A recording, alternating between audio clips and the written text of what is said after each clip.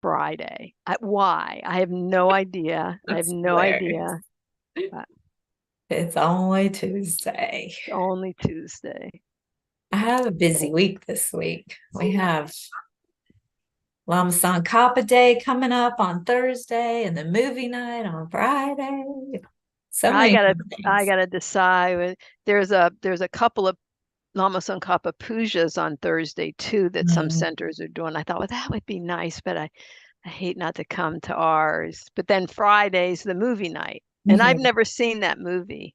Oh yeah, I have seen it, but I want to come see it again. It's been a while. So Yeah. Well, I may have seen it years ago. I take that back, but yeah, I have no recollection. yeah, So, and I want to support the outreach. I absolutely. will. You. Good evening. How are you all? Good. Very good. You? Doing well. Having a few technical difficulties, but I think I have them Okay, ironed good. out. Good. Yeah. Technology is not my forte.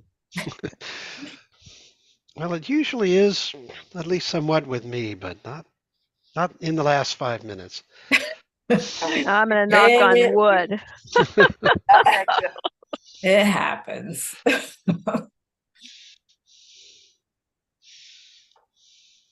Yeah, it's really crazy. When Khensa Rinpoche came last, who was Geshe Gelik and Geshe Sangpo's teacher, who they grew up with in the monastery, and he came last November, Will, and he was here for a whole month. And so we had lots and lots of teachings, and literally every Sunday, I would come in and set everything up and get everything ready.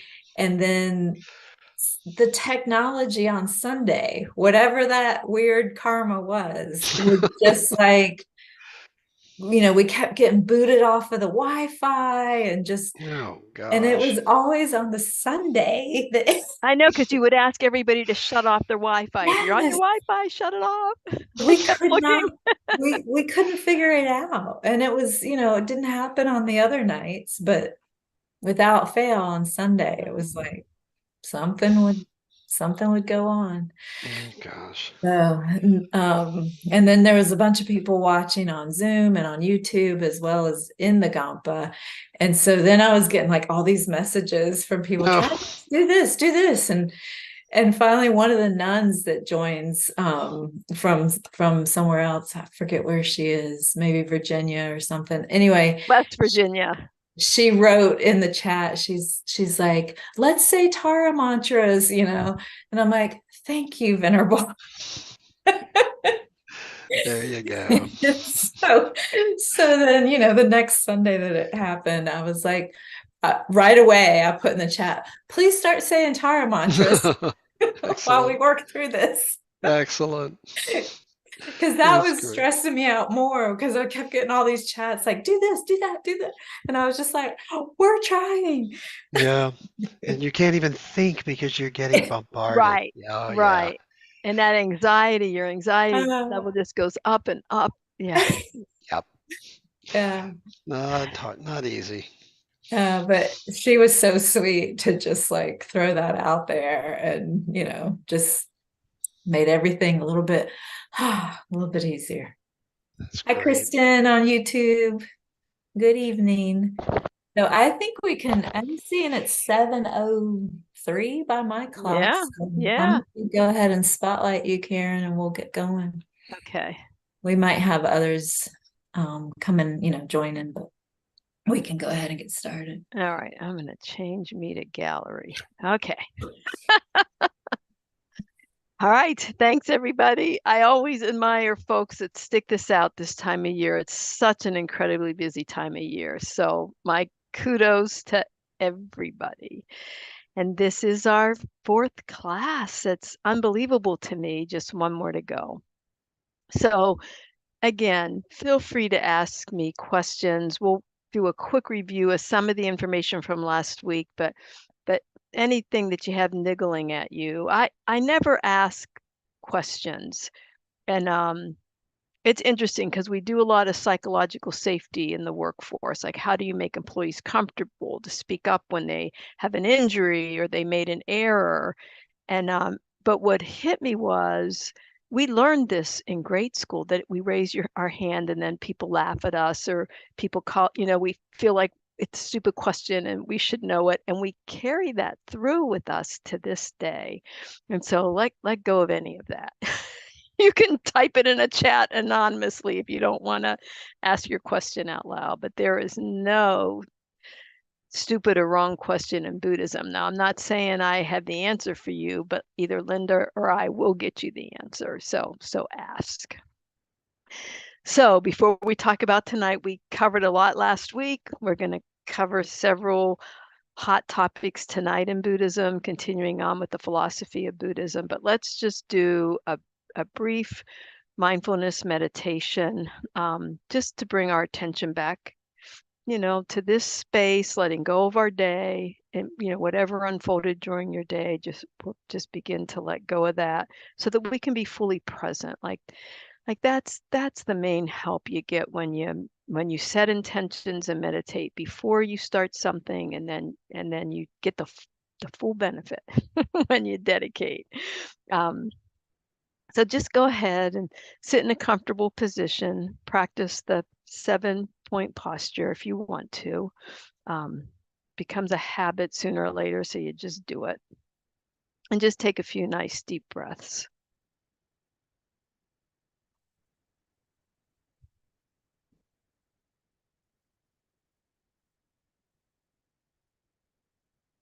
Settle your mind. This is a good time to think. Where is your mind? And in this culture, they'll tap their chest. It's heart mind. This is the heart of our mind. And it's a good way to think about that because it'll take you from your head space into your heart space.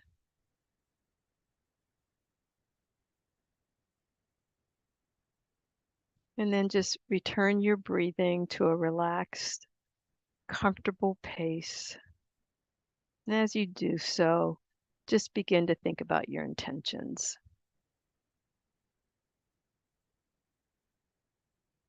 And all of our intentions could be different. That's the beauty.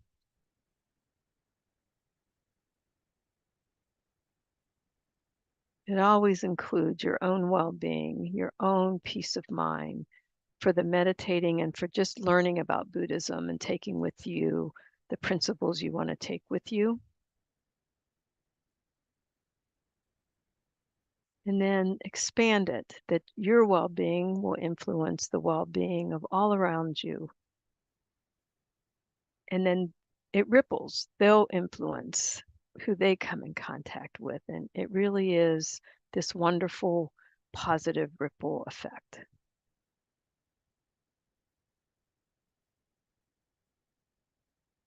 And then I'm going to walk you through the 9-round breathing meditation again.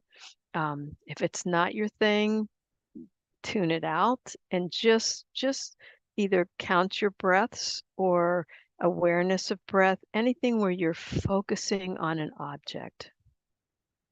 With 9-round breathing, we are focusing on the breath as the object, but we're visualizing it, just cleansing our central channel and our right and left channels to increase airflow, to remove all obstacles, as we talked about last week. And just visualize that central channel coming down from the crown of your head, coming around back, and then kind of down in the center, right and left channels, and all three meet right below your navel. Clear, luminous, straw-like channels, thin-walled. And if you're visualizing the 9 rounds or you're just focusing on the breath as your object, just visualize taking in clear light, clear energy.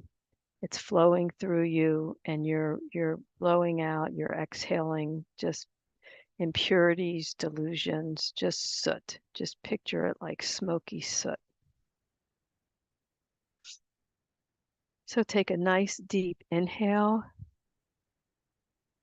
Cover your left nostril with your ring finger and exhale through your right nostril. Cover your right nostril, inhale through your left. And then just keep repeating that 2 more times. With each breath, you're taking in clean, fresh wind energy, and you're letting go of impurities, especially attachment. I lost count, so 1 more, and then we'll switch sides. Inhale through your right nostril, exhale through your left, and visualize when you're getting rid of impurities, you're getting rid of anger.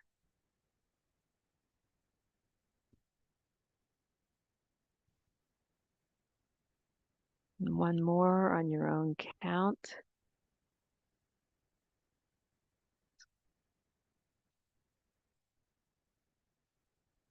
And then inhale 3 times through both nostrils, taking in air, going down your left and right channels, pushing out impurities through your central channel, especially the delusion of ignorance.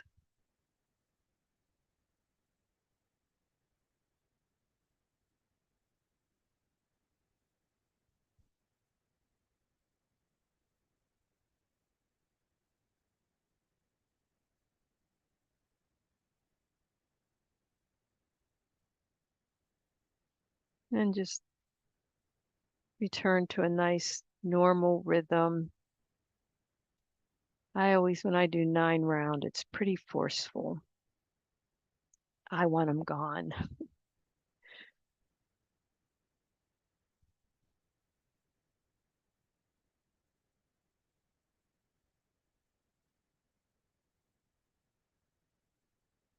And just visualize the energies flowing through your body, no obstructions.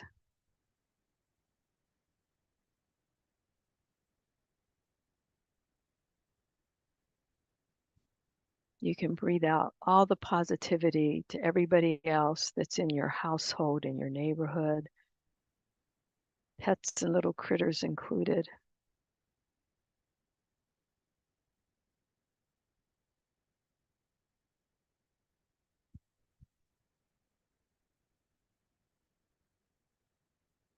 And then just think, whatever sliver of merit we got from setting our intentions and letting go of our stressors and having this calm, peaceful mind, whatever merit that is, dedicate that it will continue to grow and grow, benefiting you and benefiting others.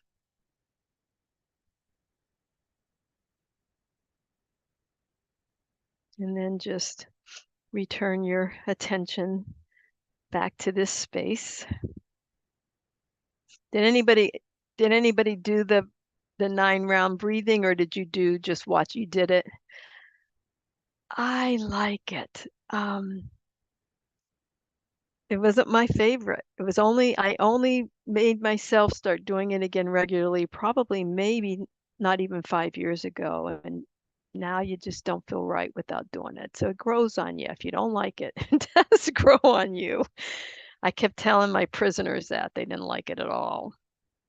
Anyhow, You, so you yes. might want to explain your prisoners. Oh yeah. Not my prisoner. Although David probably feels like he's a prisoner. I don't know if I said that I worked in we have a prison project at the Gadampa Center that's it's pretty much now shut down because of COVID. And I had a women's group. I drove to Troy 2 hours from Raleigh one way every week. And we had the same group of prisoners, women, for 6 years. And when COVID shut us down, I was devastated. They were devastated. It was awful. It's awful. And then they closed that prison. They moved everybody around, and I'm a terrible pen pal, but I try to send them information and try to keep in touch. But some of those women are in there for They're lifers, you know, they're not getting out. Pretty awful, pretty sad. Karen, honestly, I had no idea you did that for 6 years. Wow. Me and Helen. Do you know Helen? Why did her last name just leave me? She's in Pinehurst. She's a member of our center. Oh my gosh, we did it for 6 years. When I'm not trying to think of her name, I'll think of it. Yeah, she drove up from Pinehurst and I drove from here down to Troy. Wow. I can't believe those women stuck with us, but they did. So, tonight we're going to talk about precious human rebirth. Most of us don't think about preciousness of our human rebirth or preciousness of our lives. It's a great concept to really, really sit with and think about and cultivate. We're going to talk about the Buddhist view of death, which nobody likes talking about death, but I can tell you it can be very, very powerful and uplifting. You have to practice it yourself. Don't take my word for it. And then we'll talk about the three principal aspects of the Lam Rim path. I introduced those. I think it was the first class, and we're going to talk in more detail about those tonight. And last week we talked about karma. We talked about, you know, the laws of karma. It's not just a physical law of cause and effect. It is a law of mind, of our intentions, our actions we take. We talked about rebirth as that continuity of mind, which you just are learning and hearing what these concepts are, not trying to convert anybody or influence anybody's thoughts to believe in rebirth. 10 non-virtuous actions, which I'll explain a little bit more, and then the 4 opponent powers, because when we do something negative, when we commit one of these non-virtuous actions, which we do, sadly, I'll speak for myself, which I do regularly, you want to make sure you're purifying. You want to make sure you're letting them go and not letting them grow. So, based on the continuity of consciousness, we talked about we have that subtle mind. So it's not this gross mind, it's that very, very subtle mind that it's hard for us to grasp onto or even know we have. They compare it to that clear light sky or a nice still lake. But that's the subtle level that goes on from life to life. So this mind, this subtle level of mind, and that's where the karma imprints are on that mind, and that's what continues on for rebirth. So they're all pretty well interconnected. They're all connected concepts. The mind is not physical. Yes, it works with our brain. It needs our brains. Our brains work with our mind, but they're not one and the same. It's not physical. It can't be started from anything physical. So it doesn't come from the brain. It actually, this is where that continuity of past lives and future lives go. That continuity of mind can only come from a previous moment of mind. So one thought leads to another thought, leads to another thought, leads to another thought. It's just this continuous rolls of thoughts. Yeah, I'll leave it at that. There's lots of good books out there if anybody is interested in wanting to think about more on that. You recall karma, law of cause and effect, just like the physical law in this world. It's action or intention, and there's no judgment.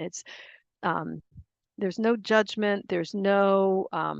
There's nobody keeping score. It's just a law.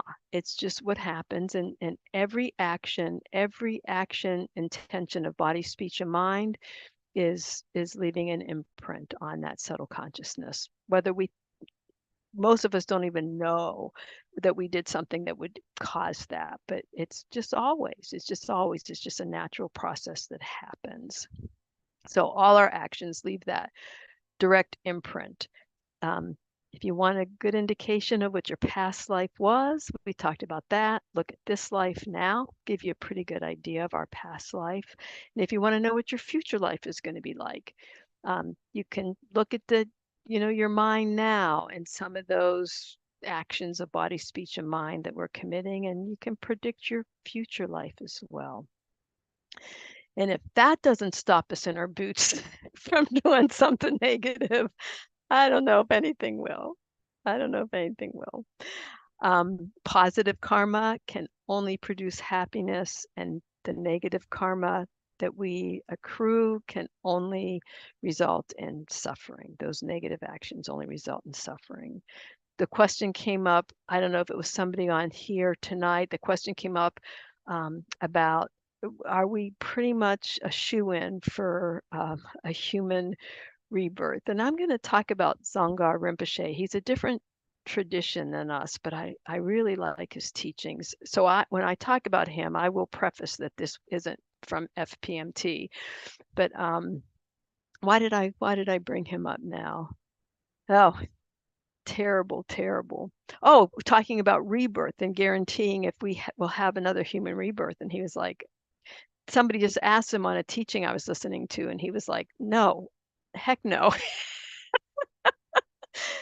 But I have heard Geshe-la and other teachers say, you can look at this life. We did something pretty darn good to get where we are and to have this life. And if we're not creating a whole lot of gunk, I mean, our chances are probably better than having to have a human rebirth in our next life, but there's no guarantee. And the thing that I didn't mention last week is that yes, it's the actions of this life that we're accumulating negative karma, but who knows when they're going to ripen? It could be eons from now that something we did ripens. And so we have no idea if there's some negative past karma that we never cleaned up before, and it could ripen now, no matter how good we have it. It could ripen at the time of death, and it could kick us into being reborn as a cockroach.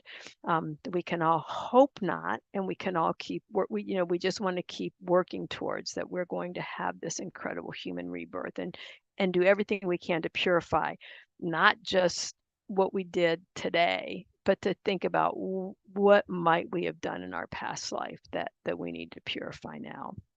And we'll talk about that again. Any questions about that? We talked about the 4 laws of karma, and we talked about the 4 aspects of karma, which I won't talk about again unless somebody has a question, and then I'm glad to go over those 8 topics that we talked about. And yes. Sorry to interrupt. We did have a couple comments. Kristen on YouTube shared that she didn't like the 9-round breathing at first, but now loves it. Oh, and good. Then a student joining us from New Zealand says, thank you for doing online sessions. Please continue. And then she further said that, as one venerable nun said, create causes now. And she's going to put this expression on her mirror. Create causes now. Create positive causes now. Create all the positive. I love that. Create all the positive causes now that we're going to lead us to that great rebirth. Wait till we start talking about the preciousness of this rebirth. I told Linda, like, you talk about these things, and then because I was reviewing my notes and all I was doing was sobbing. I thought, I'm not looking at this anymore. It's just like, we got to get out. Like, we got to get each other out of here. That's our goal. And actually, like, when I think about what are the odds, like, our caretaker of this past karma or this past stream of consciousness created a lot of positive karma, did a lot of good. And if we want to be a good caretaker of this consciousness, I mean, this is our, it's now with us. Like, we have to be the stewards to clean this up even further, that it'll have a great rebirth when it goes on. That's our goal. That's our goal. Pretty amazing, and we can do it. So we talked about that karma is connected to the ethical behavior in Buddhism, and we'll talk about that a little bit more tonight, because I want to review some things. These are the actions that we want to avoid, any of the non-virtuous actions, and it's related to those actions of body, speech, and mind. Remember, I said the 3 doors, and that's where we do good, and that's where we do a lot of harm. Now, a couple things I wanted to share with you. 2 things. One was a sign that I saw on on my many drives to Ohio to help my mom. But this one was a joke that was in the News and Observer in 2019. And it says, you've had a past life that screams pre-existing conditions. And I love this joke, but I found this joke. Some of you probably took the meditation class with David, but he has a lot of serious medical conditions that we're controlling the best that we can.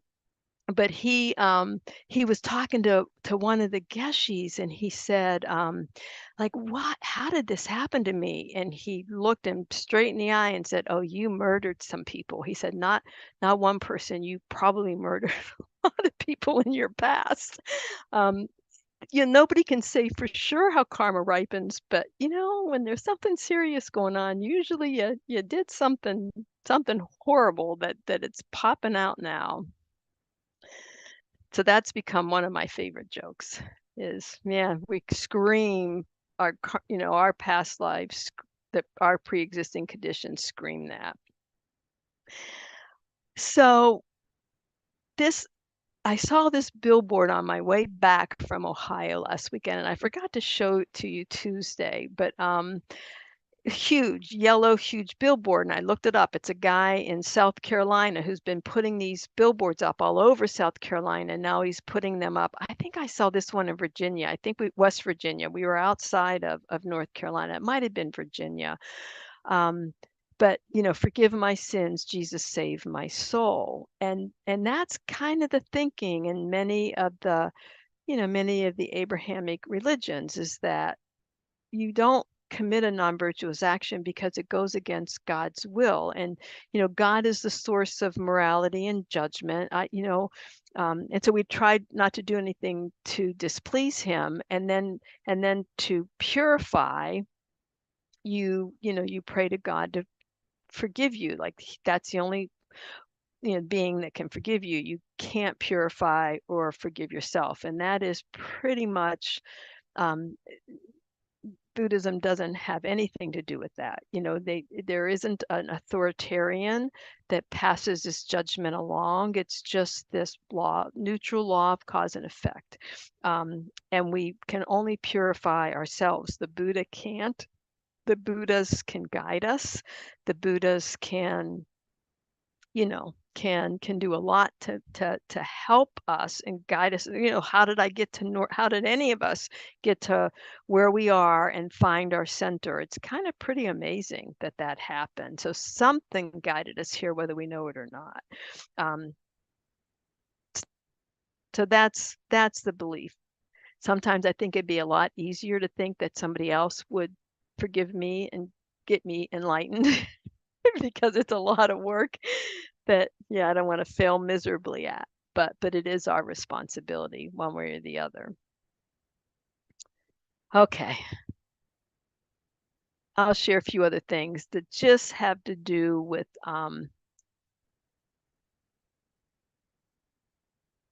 spelling, so that you can see how things are spelled and what I'm saying when we talk about a few other things. So the non-virtuous actions are the same that you have learned as children, and some of you may still practice. So these are going to be very familiar with you. It's just with that different spin on it. We do it. We don't practice non-virtues because it harms us as much as it harms the other people. So it's just a little bit of a different slant. So the non-virtuous actions happen through our three doors: body, speech, and mind. The three of body: killing, stealing, and sexual misconduct, which we talked about some last week. Killing, you get, but most of us would say, well, except for the woman in my prison, most of us can't say, well, we killed somebody. And I can tell you that they have, with many regrets. And I mean, some of their crimes were because of their circumstances in life that I'm going to talk a little bit about Thich Nhat Hanh, but that any of us could be in. And some of them got in a fight or were angry and had a knife or a gun, and that was it. So there's even, with killing, most people, yeah, it's just not an easy subject to consider.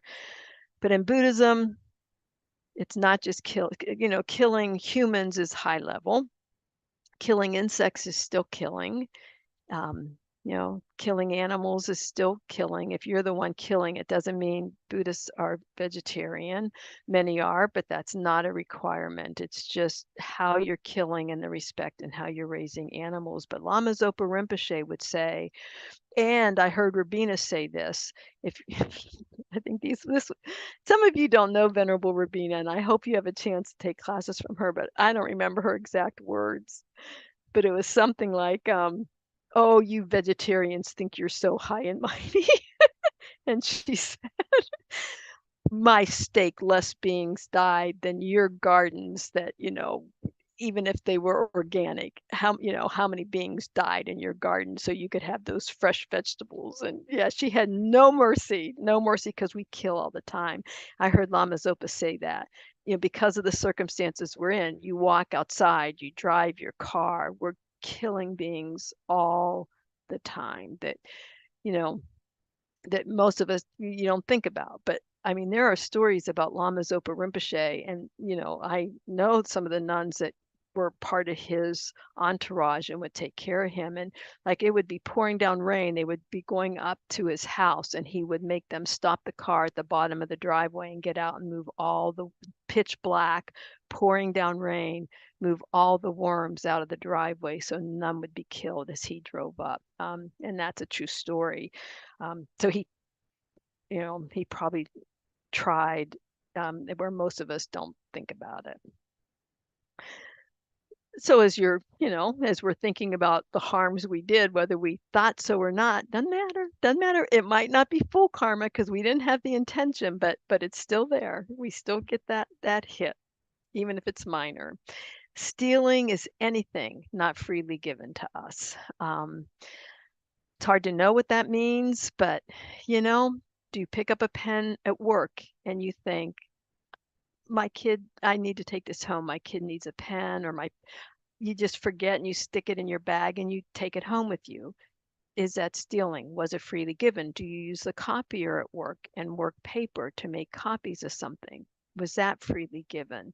I run in the mornings, and oh gosh, for about a year or two, there would be these beautiful black napkins like on the road. I probably picked up, I bet you 20 of those napkins through the year. I'd be like, oh, there's another one. I'd pick it up, and I was washing them. I thought, I'm going to repurpose these. I'm doing good. They're not going to end up in the landfill. And Tendrin-La, one of our nuns, lived with us for a little over a year when she moved back from Australia, and she said, "Was that freely given you?" I said, "It was on the street. Somebody threw it away." She said, "Do you know where the napkin belongs?" I said, "No." She said, "Okay, well, just think about it." So I thought, well, there's only one restaurant up the corner in Outback. I said, "I bet it's there." She said, "Oh, you think? You think it's theirs? You think they're okay with people just dropping them on the sidewalk?" So I took my little stack and I went up there, and they were their napkins. And she said that wasn't freely given to me. That was stealing. Like, I think about it now, but I would have never thought about it then. I said they're rightfully mine. I found them. Anyhow, so think about that. What do we take that's not freely given? Not just that we're stealing candy from a store. And then sexual misconduct. I don't have anything to add to that unless you have any questions. I mean, that is the way we think of sexual misconduct, of forced, not two consenting adults, or adultery would be considered, that would be also considered sexual misconduct. And then the four of speech, not much to say. Lying is exaggeration. It's white lies. It's somebody asks you, oh, I'm not even going to ask, how's my hair look? And you say, oh, it looks fine. Do you really think that, or did you tell a little white lie not to hurt their feelings? We do it all the time, and we think it's okay because we don't want to hurt somebody's feelings. Is it a lie or not? I'm not the one to talk to about that. Probably so, yes. But yeah, it's a cultural thing in the US. Speaking harshly, and whenever I think about harsh speech, it's purposeful angry. I was just talking to an adult that said that their mother used to call them an idiot. Even when she was a grown adult, her mom would call her an idiot. And she, to this day, carries that, that wound. It hurts. The harsh words are meant to hurt. We do it on purpose. So I always think of the Maya Angelou quote that I may not remember what you said, your words, but I will always remember the way they make me feel. And I think that's quite true. Um, so harsh speech, slander, slander is it's not just harsh speech or saying something mean. It's purposely trying to divide people. It's worse if you're trying to divide a center. I never heard Lama Zopa Rinpoche say this, but when I was on the board at the center, people on the board heard him say, "Oh, the center is a crucible. We're all working out all our negative karma." That it's when you purposely try to divide center members or you turn center members against the sangha, like that's a big hit.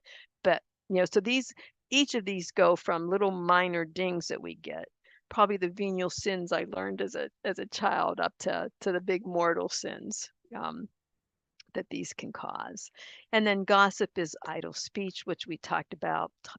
We say gossip is harmless, except that we're wasting time, and time is precious, so that's not harmless. But when you gossip, you're usually not saying nice things. I mean, sometimes I guess, but usually it's harmful things. Like we moved to North Carolina in 1983, and I did not know what bless her heart means. I just thought it was this nice term, oh, bless her heart. And I learned, no, there's nothing nice about saying it. Have any of you heard that term before? Any of you Southerners? Oh, yeah. So you know the term. Nothing nice about it. That would be that idle, gossipy stuff that's not good. And then the three of mind, covetousness. I mean, and again, jealousy. I mean, we might all say, oh, they have that nicer car than I do. They have a better house than I do. You think those things, which jealousy is jealousy, but then it can go on up to thinking about it and plotting how you're going to get it, and resentment that they have something nice and you don't. So jealousy and greed have the whole gamut as well. Ill will, and we did spend some time talking about anger. I just remember when Geshe was talking about anger towards others, and it doesn't matter how right you think you are with anger. He said, just think about the way that a person looks, and he would talk about their face is all scrunched up and it's all red, and they just look like they're just spewing hatred. And he just says, you know that can't be good for their mind. You know the damage it's causing them, and nobody looks at them and says, "Wow, look at them, that strength, they're great." Most of us look at somebody when they're in that fit of rage and think, "Ah, you poor person." You just feel that sense of empathy, wanting to calm them down. It's pretty awful. Um, and then wrong views would be um, learning about karma and then thinking, oh, well, I don't have to worry about it because if somebody harms me, they're going to get what's coming to them. It's using those which is probably on some level natural. We think, oh, well, they'll get theirs, but that's not the point of karma. It's being used with a wrong view. It's being used the wrong way. Or thinking that if somebody is suffering, to think, oh, they deserve, what did they do? They deserve that. So twisting things that really aren't the intentions in Buddhism, and we're never there to begin with. It's just stuff that people create around karma. Questions about that? Anything online or Zoom? Oh, we are Zoom. Anything on YouTube? And remember, the main reasons of not committing non-virtuous actions is not because of an external force, but because of the harm, how it impacts us. So we want to purify, and the simplest, quickest. There's lots of ways to purify in Buddhism. One of the simplest things is it's simple, but I always have to, I can't remember, it's 4 R's, but I still have to look. But it's 4 opponent powers. And if you think the 4 R's, maybe it'll help you, but you just regret from the bottom of your heart what you did. It doesn't mean it's okay to do the non-virtuous action again, as long as you regret it. It means that you're going to regret it, and then the last one is resolve. You're going to resolve not to do it again. So you regret it from the depth of your heart. Um, Reliance on whatever. It can be on God, on Jesus, on Allah. Some people rely on the woods or the forests or nature, something in Mother Earth. Or if you choose this path, then we rely on the three jewels, the Buddha, the Dharma, and the Sangha. And many people will add a fourth, guru, and then Buddha, Dharma, Sangha, and we'll talk about that again later. And then there's a remedy, and I'll talk about remedies in a second. But in Buddhism, they're called antidotes. So that, if you steal something, then you practice an act of generosity. Or if you're trying to be miserly, then you really try to practice generosity. Or if you say something harmful, you try to always try to say something good the next time. And it's like typically what we would think of antidotes. But then there's some main ones that we can practice. Ooh, I forgot to pull out Geshe Songpo's book. I see it right there on the sideboard of my little table. I'm going to grab it here in a second.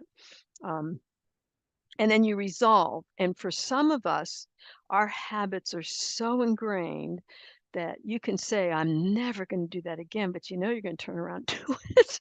So you could say, for the next 5 seconds, I'm not going to do it. Like, you can be realistic, and the Buddhas rejoice when we do that. Like, we're thinking, gosh, I won't even be able to do it for 5 seconds. I'm a slug. But they're thrilled with our attempt to do it. And that kind of gives me the encouragement to stretch the time and to keep trying. So to resolve is what is realistic for you to resolve something. I always will say till tomorrow after breakfast, and now I'm down to maybe before I go to bed, or when I first get off the cushion, I'm going to be good. Yeah, whatever you can, you resolve for as long as you can do it. So these are all, so the non-virtuous actions are part of Buddhist ethics. But in Buddhist morality or Buddhist ethics talk about three types of ethics that we need to try to practice. And one is to create merit. So it's not just purifying. Well, let me just say what they are. Creating merit, not harming others, and trying to do no harm, actually trying to protect others from harm, and then helping others in whatever way we can. And in all of these, if you think about that if this is going to be your path, you think about it related to Dharma. So creating merit, you say mantras, or you circumambulate our stupa. If we were there, we could practice that. Or you do little things like that we don't understand the merit it creates, but it creates huge amounts of merit for us. And then, it could be through the helpful actions that we do of generosity, but it could just be helping others to have a calm mind, to practice generosity.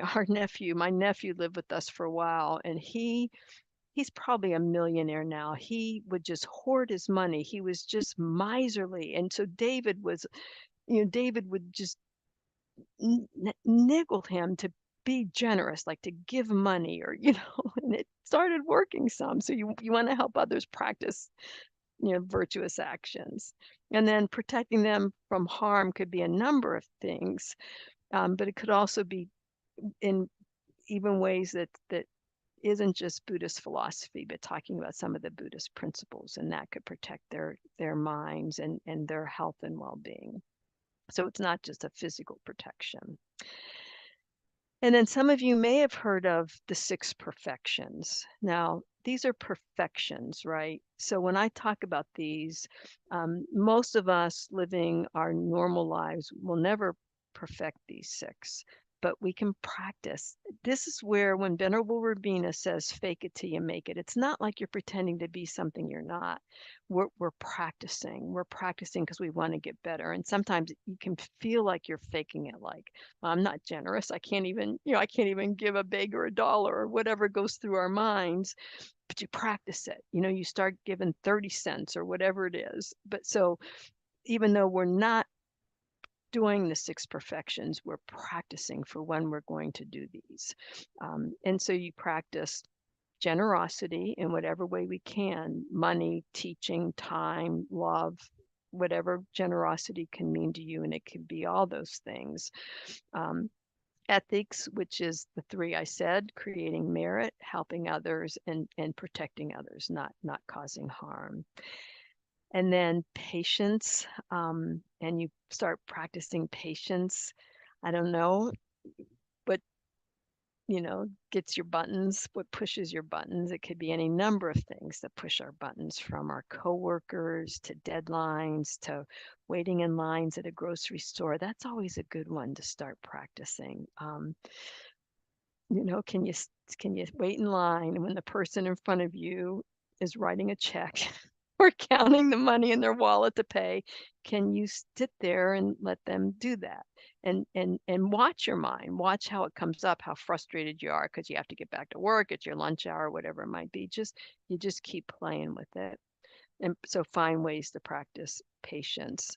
And then if you are doing something, even work, even household chores, whatever it is, can you do it joyfully? But especially practicing the Dharma. Even though you might come thinking, I got a million things to do and I'm sitting here listening, can you just get a glimmer of joy that we're here and we're doing this? It's huge amounts of merit. And so we all should definitely practice those. Geshe Songpo, if I can do this without knocking over my tea, wrote this lovely book that's still free at the center, right? So Geshe Songpo, one of our two Geshis, opening the door to happiness, and it's a commentary on the 37 practices of bodhisattvas. And we're not going to really talk about bodhisattvas, but I've read this book twice, and now I just try to go back and I read it every day about the practice of abandoning anger. It actually automatically opens there because I've been it so many times. But it's how you practice abandoning anger. It's how you overcome jealousy. It's not a book you read. I don't know, Linda, how I describe it as a teaching. I can hear Geshe Songpo sitting there teaching this. We need to have him sit and teach this to us when he comes back from India. Yes. Ugh, that'd be beautiful. And so let me just say, I almost did it. I almost stuck this on the floor next to my cushion just because it was easy. You never put Dharma on the floor and you never walk over it. So I have things situated here that when I get up, I will walk around Dharma rather than lift my legs over it. And you don't put anything on top of it, like not even your phone, nothing. And you want to just keep it off the ground. So that was a good reminder for me because it was almost reflex to put it down. And you know how I said it doesn't, you can, the 7-point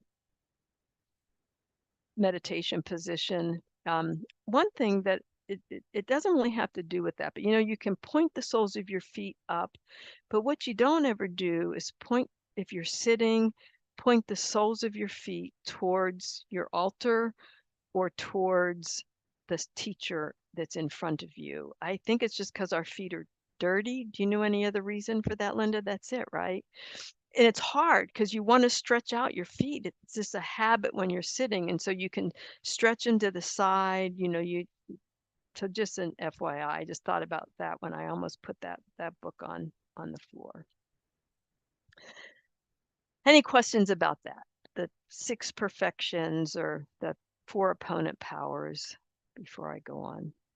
I think, Karen, you covered generosity, ethics, patience, joyful effort. I didn't say the last 2. Thank you, Linda. I You're was going welcome. to say those are the 4 that we really have to practice, but that's not true. So the other 2 are, concentration, or it's that calm, abiding mind. So you really want to have that focus. And then the last one is the wisdom, realizing emptiness. So we really do want to practice that.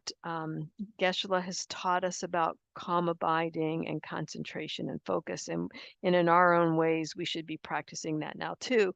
And even though it's not, well, would it be an antidote? I guess it would. If you were angry and you wanted to practice patience, you would start with that focusing on the mind and calming the mind down. So they are all interconnected. So definitely you want to practice both of those as well. And we're going to talk about the wisdom, realizing emptiness next week. in more detail. We'll mention a little bit. We'll mention a little bit tonight. Thank you.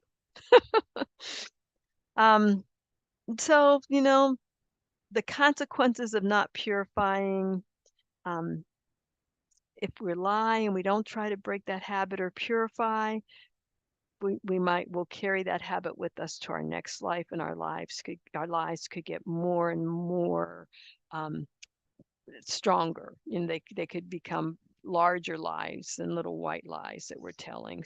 If we're a little bit greedy now, we could be poor in our next life. It could be destitute poor in our next life. So you don't want to just think about the harm in this life.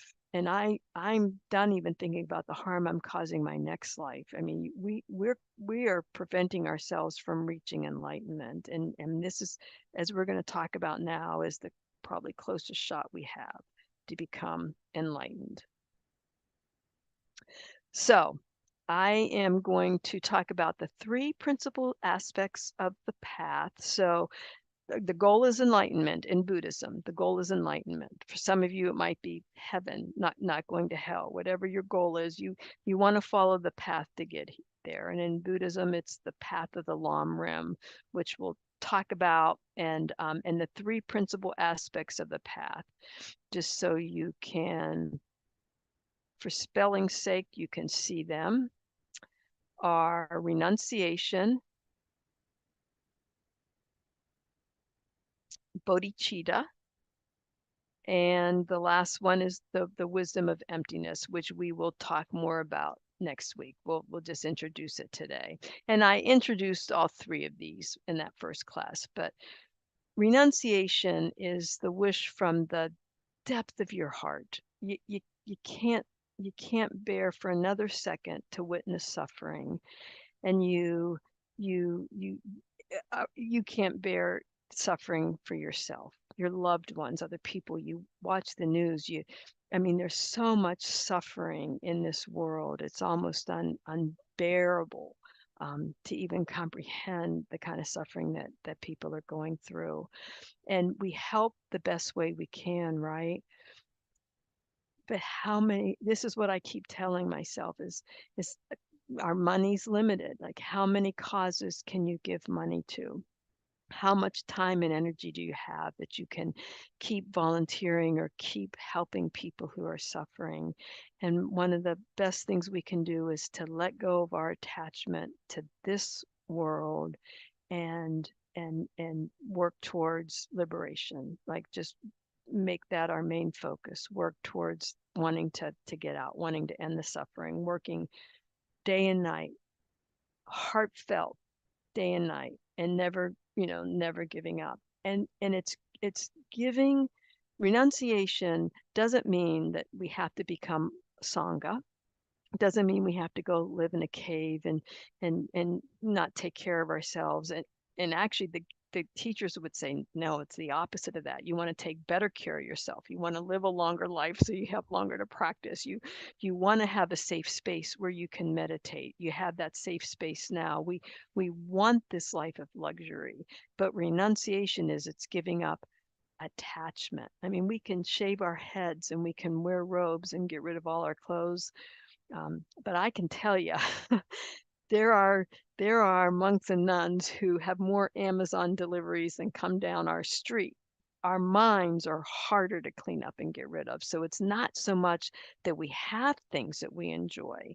We should have things we enjoy. We should enjoy the mess out of them while we have them, to realizing they're not going to last, and not being attached when they go away, being able to let go. Or if we can't get something, it's like, it's okay, you know. And it takes a while to get there. So you practice little things. I watched David work with attachment, man, and he works with it. That's a great example for me. And so that's what we're giving up: not joy, not pleasure, not having fun. We're giving up attachment to that. Does that make sense? It will actually increase our joy and our pleasure if we could do that without having any of that attachment and greed and neediness that goes with it. we lose all of that whenever we would have complete renunciation. So that things can be more joyful, more thoroughly enjoyed, that we're not giving up. And then bodhicitta is developing this infinite compassion. It's this altruistic intention to become fully enlightened for the sake of all sentient beings, all beings, every insect. We have such renunciation. We can't bear the thought of any suffering in this world anymore for all. And our whole goal is to become enlightened so we can lead others to enlightenment. And there are a couple of terms in Buddhism that go along with bodhicitta. To relieve the suffering of others means we want them to be happy. All beings, we want them to be happy. And that is love. It's loving kindness. So it's not the love we have for our pets or our partners or our children or our family or our friends. It's not unconditional, pure love of just no matter what harm they do to us, we want them to be happy. It's that kind of altruistic love. That's loving kindness. And compassion is the wish that nobody suffer, the wish that everybody be free from suffering. And I don't know, this is not FPMT. I don't know if any of you heard, oh, I should have did that. That would might have been helpful. And the wisdom realizing emptiness is the reality. It's the truth. It's seeing reality as it is. And we will talk about that more. So it's the right view of how the world exists. And spoiler alert, it's nothing like the world that we think exists or how we exist within it. And that will come next week. Okay, so hang on. I want to introduce, there he is, and then I'll go back to the other. I don't know if any of you heard of Dzongkhar Khyentse Rinpoche. He's a Tibetan Bhutanese monk. He's a Mahayana practitioner. He's not the Gelug tradition. He's not our tradition. I don't know if he's Nyingma or Kagyu. He might consider himself both. He would actually not consider himself anything. He's a funny guy. He's a great teacher. He's written books. One of my favorite books that he wrote is called How Not to Be a Buddhist, which is really quite good. But he says that I was just listening to a teaching last night, and so I just jotted down some notes. And he said bodhicitta is the special thought, special mind.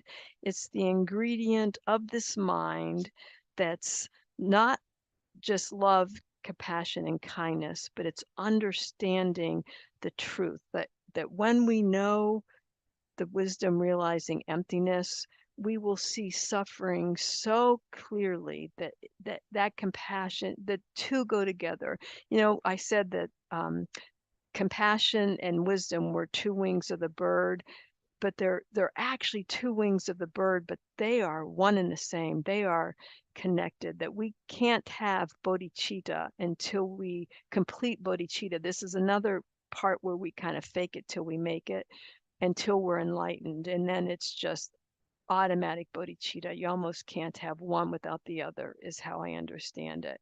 And this is how he says the mind becomes bodhicitta. It's that mind of emptiness and compassion that will happen to all of us as we stay on this path. I'm convinced of that. I don't know how long it's going to take me, but so if you all get there first, we got to pull each other along. Like once you're Buddha, you got to come down for the rest of us and pull each other along. And it's someone who possesses this mind is called a bodhisattva, and that's that book that Geshe Songpo wrote. And then Khyentse Rinpoche went on to talk about people that we would judge and say do great harm, like Hitler, or somebody that just does horrific crimes. And he says, because anyone who knows how to harm must also know that when what happens to yourself when we are harmed and that we don't like it. And he said, that's the ground that you know that all of us, that everybody, no matter how evil we are, can develop the compassion and kindness, can develop that bodhicitta mind, because we know we don't want to suffer, and we know we want to be happy, and everyone wants to be happy and not suffer. So he says everyone has what it takes to become a bodhisattva. We have the ingredients to achieve that bodhicitta mind. And you may or may not like him. He's not within our tradition. I have heard Venerable George refers to Kenzar Rinpoche's teaching, has met him before. He's a producer. He's written movies. He's got several movies, and Siddhartha's Intent is his website, and you can learn more about him on his website if you'd like. And even though he's a different tradition, he is pretty well, he's very well respected. So the other piece of bodhicitta, loving kindness, compassion, is equanimity. And equanimity in Buddhism is that wish for all sentient beings, regardless of who they are, to be free from suffering and to have loving kindness, to have happiness, whether they're friend, enemy, whether that you've witnessed them harm other people, you would still have that compassion, especially knowing the karma they created from the harm that they just did to another person. You just can't help but to have compassion. And the more we develop that sense of bodhicitta, that altruistic intention to become enlightened, the more that compassion can grow within us. But it doesn't, from the smallest amoeba, from the smallest bacteria, if you put your finger on a petri dish, you can watch them swim away from you. No creature wants to suffer. We all want to be happy. So I think it was Henry that asked about Thich Nhat Hanh, and I know he's not here to know, but this one is Peace at Every Step. It's a lovely meditation book. It's just lovely. But he wrote this poem called Call Me by My True Names. And I'm not going to read the whole poem, and I'm not going to talk about this whole little story. All these are just little short snippets. But he talks about all the suffering, unbearable suffering in the world. And he talks about young girls, boat people who are raped by sea pirates. He talks about people starving, their skin and bones. There's plenty of food, but the government, withholds the food. Just he talks about all the harm, happening in the world. And he said that he sat down after a long meditation and wrote this poem, Call Me by My True Name. And in there, he talks about three people, the 12-year-old girl, the pirate, and me, talking about himself, but he's talking about any of us. And he just talks about when we see harm, our heart goes out to that young girl being raped, or the people being starved, or the people, mass murders, like all the harm in the world. And it's that he says that's easy compassion. But can you have compassion for the pirate, the rapist, the blood sucking government that's not feeding people? Can you have compassion for them? That's the compassion we're striving towards. And he said, the thing is we've all been that 12-year-old girl. So he says, I am the 12-year-old girl on the refugee boat who throws herself into the ocean after being raped by a sea pirate. And I am the pirate, my heart yet not capable of seeing and loving. We've all been that pirate. We might be that pirate again in the future if we're not careful. I take the power of the people. I am the man who has to pay his debt of blood to my people, dying slowly in a forced labor camp. And then he just goes on and on. So can we have loving kindness, compassion, equanimity across the board for all people, for the cockroaches that get in our houses, to the ants in our kitchen, to the rapists, to to the war Mongols. Can we have compassion for them? And that's the compassion we all need to develop. And then the wisdom, realizing emptiness, is realizing how things really exist, including self, and the fact that there is no self. There is no self the way that we see that self, the way that we visualize it. It doesn't exist there. Okay. So in the Lam Rim, it was written by Lama Tsongkhapa. Oh, I'll share again so you can see Lama Tsongkhapa's name for those who aren't familiar with Lama Tsongkhapa.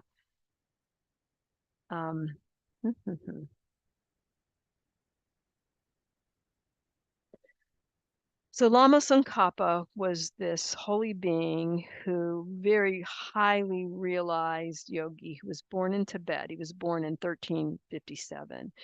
And he wrote the Lam Rim. Those three principal aspects of the path are part of that, but he wrote this 3-volume series called The Great Treatise on the Stages of the Path to Enlightenment. This is volume 1, and it's written as, they call it small, medium, and great scope, and there's nothing small about the small scope. For us, if we would just accomplish this, it would be pretty great. So I see these, and actually Venerable Rubina, I was going to say, I see these as levels. They're stages along the path, right? Venerable Rubina says the small scope is what we need to learn to get out of kindergarten and grade school. Like these are, we have to learn these things. We have to practice those things. And then the middle scope is, okay, we got this part, master, and now we can go on, to practice the middle scope that he gave us. And then once we master that, maybe, that's high school level. We can graduate to college or beyond to practice the great scope. And that's what's meant by the small middle scope. The small scope on the stages of the path to enlightenment, or what we're practicing now, trying to practice virtue, stopping non-virtue, trying to help others, trying to get a good human rebirth so that we can continue to practice on this path. We know we don't want a lower rebirth. And then the middle scope is, we got to go beyond that. We want to become enlightened so we can get everybody out of suffering, so nobody has to come back in cyclic existence. And then the great scope is that realization of emptiness. It's realizing how things truly exist, so that we can cut ignorance at its root. And we'll talk more about that next week. But Lama Tsongkhapa also gave us this wonderful short, I don't know how many stanzas there are, 14 stanzas of the foundation of all good qualities. And you have this as a handout in the Buddhism in a Nutshell link on the Kadampa Center page. And Geshe-la had asked us all to memorize this many years ago, because he said, then you always have this prayer with you and you can always say it no matter what. And it doesn't take very long. It's only 14 stanzas, and they have, the first 8 are the small scope, like what we need to do to, clean our act up and make sure we get a human rebirth. And then the next couple are, I think, like 8 through 10, 9 or 10 is that middle scope. That's actually the thinnest book too of the Lam Rim. And then the last are realizing emptiness. So the stanzas follow the stages of the path, and it can be a good reminder for us as we go along. And actually the first thing in the Lam Rim that they talk about is the importance of a guru, the importance of having a guide along this path. And that first stanza is just about having devotion, correct devotion to our guru. And then you doing what pleases the guru, which is whatever he or she tells us to practice. That's how we please our guru, is by practicing what we need to be practicing. Okay. So I think that's all I was going to share. Can I Any, just put a plug in real quick? please. This Thursday, so 2 days from now is Lama Tsongkhapa Day. And Lama Tsongkhapa Day is basically celebrating Lama Tsongkhapa on the day that he passed away or passed into parinirvana. And so I'll put in chat the event page for Kadampa Center, and we will be doing prayers and practices in the Gampa, but we're also going to be streaming it live on Zoom and YouTube. So join us however and wherever you are. It should be a really beautiful evening. So it starts at 7 o'clock and goes till 8:30 on Thursday. And I don't know how many of you are local or who could come, but yeah, where'd everybody go? Hang on. But it would be lovely if you can come. And I know in the newsletter or the website you said to dress warm because it is gonna be cold Thursday night. And some of the celebration will be outside, right? Yeah, and I'm hoping that I'll be able to get someone to have their phone on Zoom and YouTube to be able to show the stupa. We have it all in lights and everything, so it should be really beautiful. Wonderful. So join us if you can. Wonderful. So after the guru, the preciousness of the guru, the very next stanza in the foundation of all good qualities, and the next largest segment in the full Lam Rim is the precious human rebirth. And it's understanding the precious freedom we have from this rebirth. And they say it's found only once. We have it right now. It's greatly meaningful, difficult to find again. And so we're asking, please bless me. And we'll talk about bless next week. It means please help me change my mind. Please bless me to generate the mind that unceasingly, day and night, takes this essence of this rebirth that we have. So pretty profound. Bottom line is, don't take this life for granted. I love how Dzongkhar Rinpoche said it. He said, this life is so fragile. It can vanish within a moment. Within a moment, there's so many things that can cause death.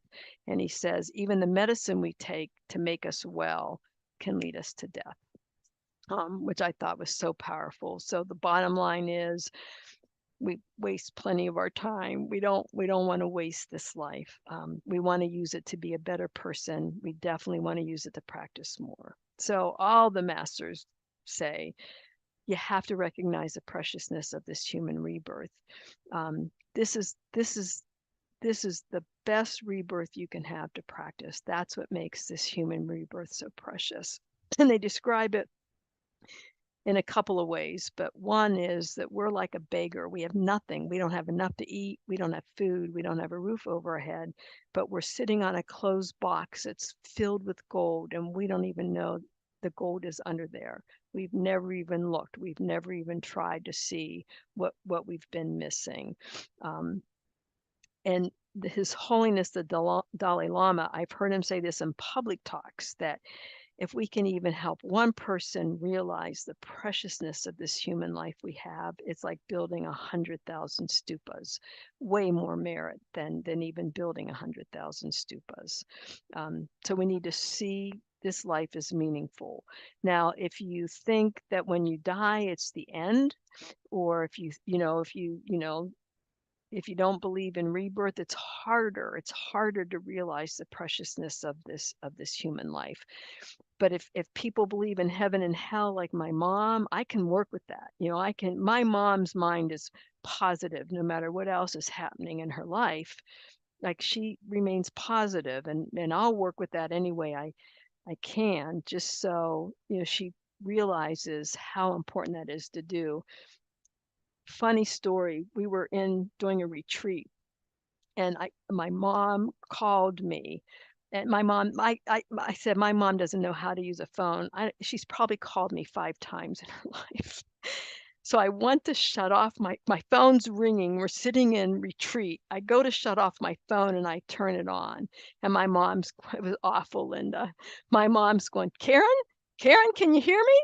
She's screaming because she's deaf. Karen, Karen, are you there? And I can't shut my phone off. And guess Songpo is laughing so hard he has tears rolling out of his eyes. And people are still saying the mantra. And I finally shut it off.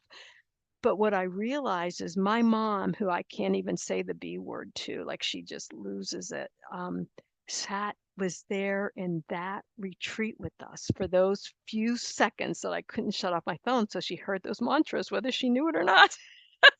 So you just think about the benefits you're helping people no matter what.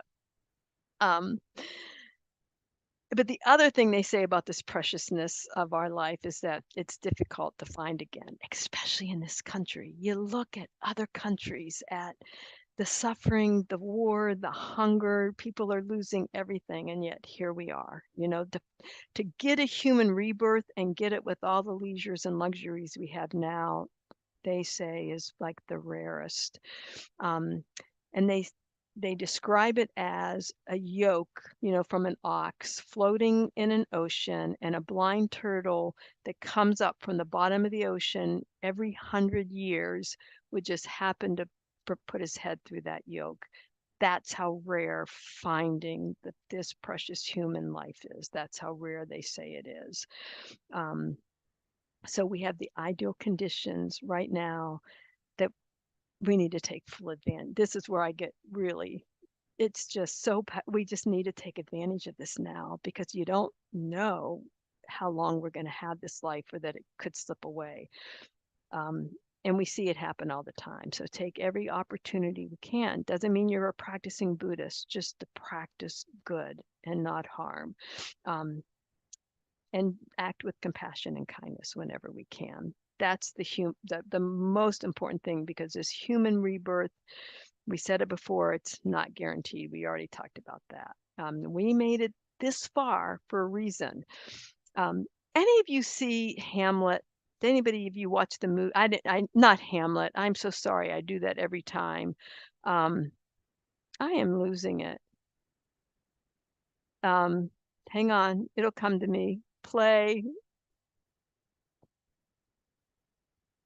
I'll let it go ahead, say it. Hamilton? Hamilton. Thank you. Did you see the movie? I never saw the play. Did anybody see the movie? I watched that movie 3 times, but there's a line in the movie. Well, he says it several times, Hamilton. He says, I'm not going to miss my shot. I'm not going to throw away my shot. And that's how I end the foundation of all good qualities. I'm not throwing away the shot. This is our shot.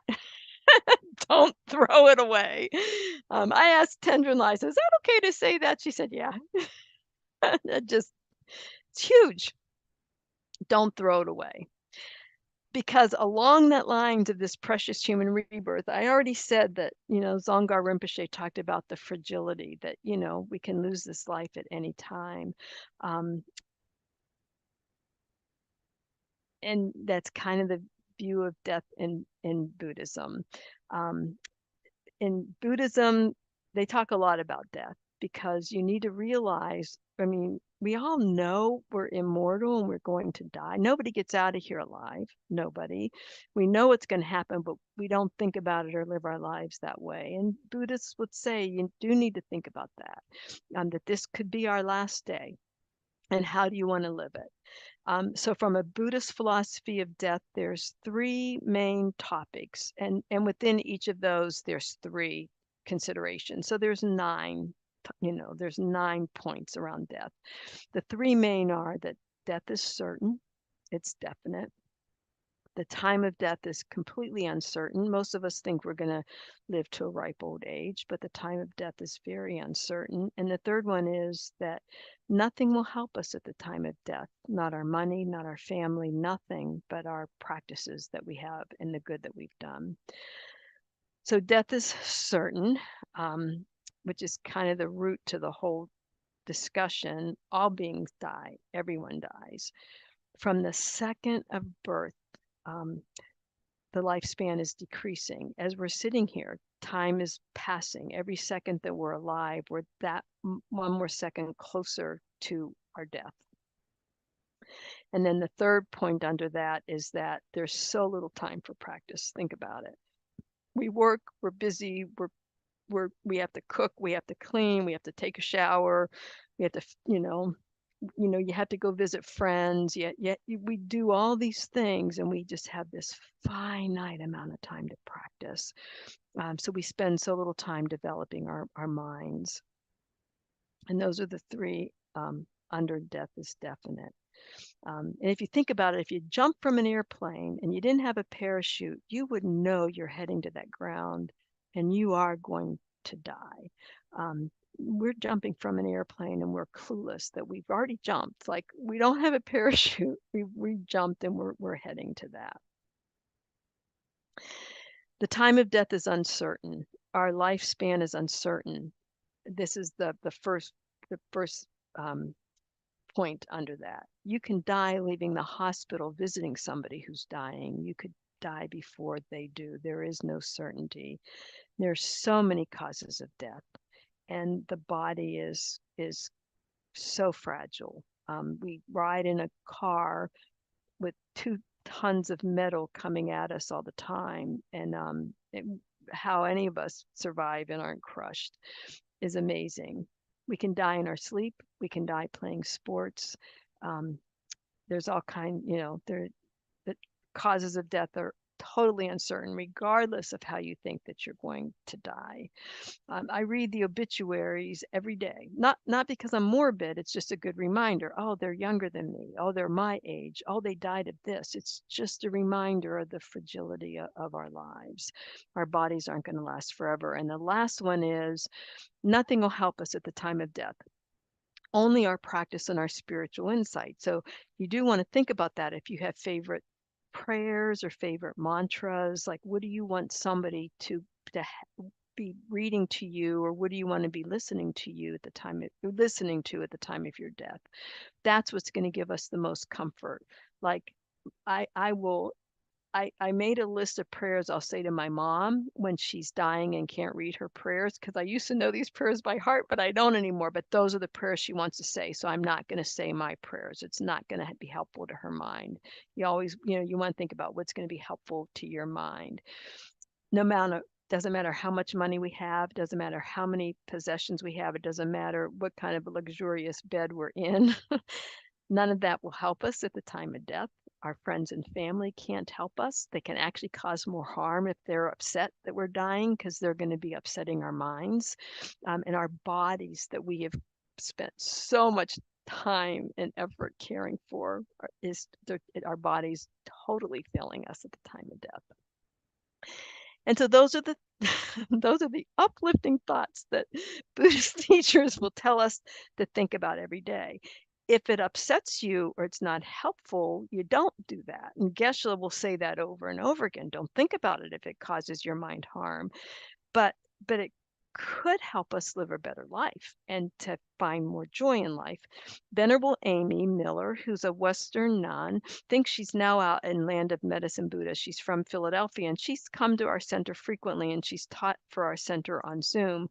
But she does this practice that she says the first thing in the morning, when you wake up every morning before you get out of bed, the first thing you should think of, I'm going to die today. And to give it time, I'm going to die at 6 o'clock this evening. This life will end. And she says it sounds really scary. I can't even give a specific time. It sounds awful. But she says nobody's ever died doing this. So it won't, it's not a self-fulfilling prophecy. But write and leave a note that, for me, it's helpful to even do this in the morning. I'm gonna die today. I'll do it at night. I could die in my sleep. So what do I want to do before I go to sleep? Like, who do you need? Do you need to say some loving words before you go to sleep? When you wake up in the morning, how are you going to live your day? If you're going to die today, could it make a difference on how you live your life? I'm not going to go to Disney World, but maybe I'll appreciate the time I have and be a kinder person if I thought I was going to die today. So it can be a good practice to try and see. And then the other stanzas of the foundations of all good qualities have, and we'll read some of those next week when we first start, but they go on to have a vow not to practice non-virtues and to accumulate virtuous deeds and to find renunciation, to stop our attachment, and to go on to find liberation. So they're all the ways that we can help work with our mind. They're all the practices that do make a difference for us. And we'll start next week. There is a death meditation. We'll see, but an equanimity about how in our minds we have friends, we have enemies, and we have neutral or strangers, and how those change through our lives, how somebody becomes who's a friend becomes an enemy all of a sudden is a friend, and we'll do a little meditation on that just to kind of just pull in some of these concepts that we talked about tonight.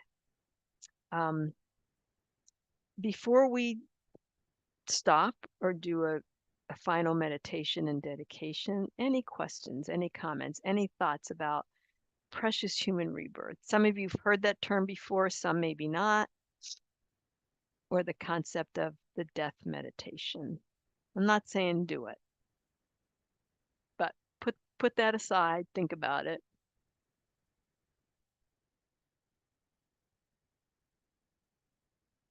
Okay. All right.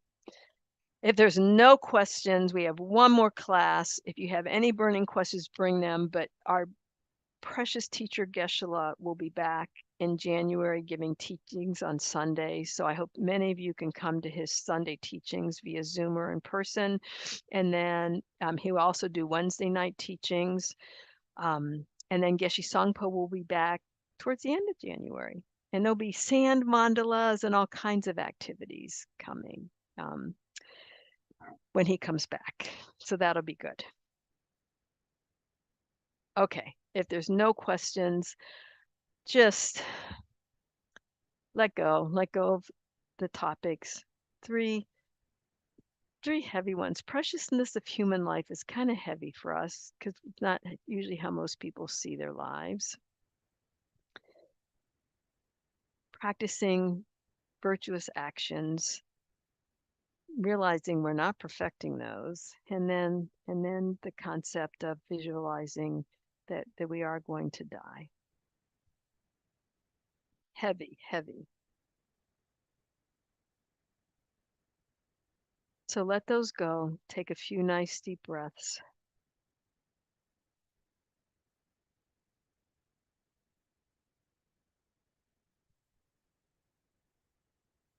Return your breathing to a relaxed, normal rhythm for you. And on whatever level we can, to realize that even just hearing these topics, even just thinking, I don't know about that. I don't even know if I believe in any of this stuff. Just hearing it, being willing to listen, being willing to hear it, you've planted seeds. I take a class with Venerable George on Saturdays that I'm clueless. And he'll call on me and ask me a question, and I just say, I'm here for the imprints. I'm here for the imprints. Because maybe in my next life, I'll hear a word and I'll think, oh, that Venerable George, that's what he was trying to get me to understand. We're here for the imprints, whether we think we're learning anything or not. Remember, every action of body, speech, and mind is creating that imprint. So we've spent this last hour and a half getting wonderful imprints.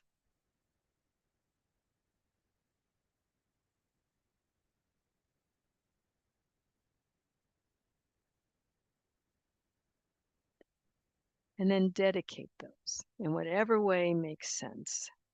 Realizing we're making up the dedication. We're making up the act of even dedicating. It's a name. It's a name calling what we've done. And there's power in that. regardless. That is the power, because we can change things, we can mold things, we can change non-virtue into virtue. And next week we're going to talk more about that. That's the power of these merits that we have accumulated and that we're dedicating.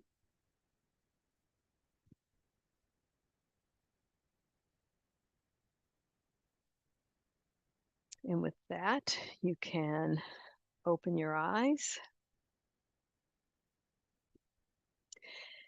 And I look forward to seeing you all next week. Bring any questions you have or any thoughts you have, especially if you think, well, I'm having heartburn and this is the heartburn I'm having. I said that to plenty of teachers. Oh, here's my heartburn. And Geshe just laughs. He'll just laugh if you say anything to him, or if you go to him for clarifications about what you heard. Wonderful way to get more insight into what you're trying to figure out with Buddhism. So on that note, Linda, thank you very much. Linda, I tell you, she is here how many days a week having to help us all with all this. Amazing. Many thanks. I'm getting lots of positive imprints, which I greatly need. Thank you for teaching, Karen. Thank This is you. Thank wonderful. you. Yeah, Yeah. thank you. Thanks, Thank everyone. you all. Really Tune appreciate it. in. Thank you very much. Thank you for your time and being here, everybody. Bye. Okay. See you next Bye. week. See you If next not week. before. Bye. Bye. You'll see me before. Bye. Bye. Have a good night.